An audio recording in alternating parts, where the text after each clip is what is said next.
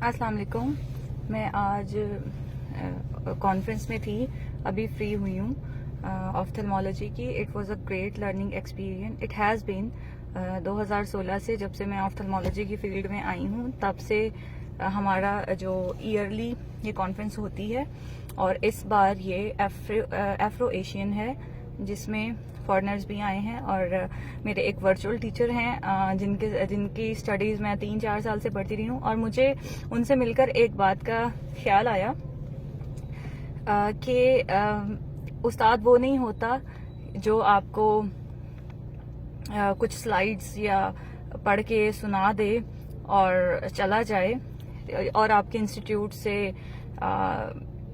तनख्वाह ले रहा हो और उसमें आपके सर्टिफिकेट्स पे साइन कर दे। उस्ताद वो होता है जो 7 समंदर पार भी बैठ के आपको इन्फ्लुएंस कर सके, और अपनी जो तहकीकात हैं, अपनी बातें हैं, अपनी जो लर्निंग्स हैं, उनसे आपको जिंदगी का और आपके जो प्रोफेशन का सारा एक्सपीरियंस और तजुर्बा दे सके। मैंने बहुत अच्छा सीखा, और आज मुझे बड़ी खुशी हुई उनसे मिलके। मैंने उनकी पिक्चर भी लगाई है। मैंने कुछ पोइट्री लिखी थी मन के राज में। ए मकतब ये क्या सबक पढ़ा दिए तूने, ए मकतब ये क्या सबक पढ़ा दिए तूने, सब भुलाकर मन के राज सिखा दिए तूने।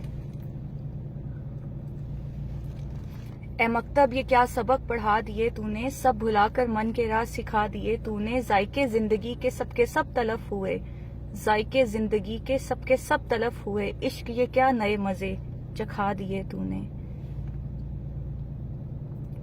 मुझे मोहब्बत करके अनमोल करने वाले, मुझे मोहब्बत करके अनमोल करने वाले, क्यों मान ये इतने रखा दिए तूने। फिर रात होने का भी इंतजार ना किया, फिर रात होने का भी इंतजार ना किया। दिन में ही सब तारे दिखा दिए तूने। किसी भी अरमा के तूने आबियारी ना की, किसी भी अरमा की तूने आबियारी ना की। नन्ही कोंपले नन्हे फूल सुखा दिए तूने, नन्ही कोंपले नन्हे फूल सुखा दिए तूने।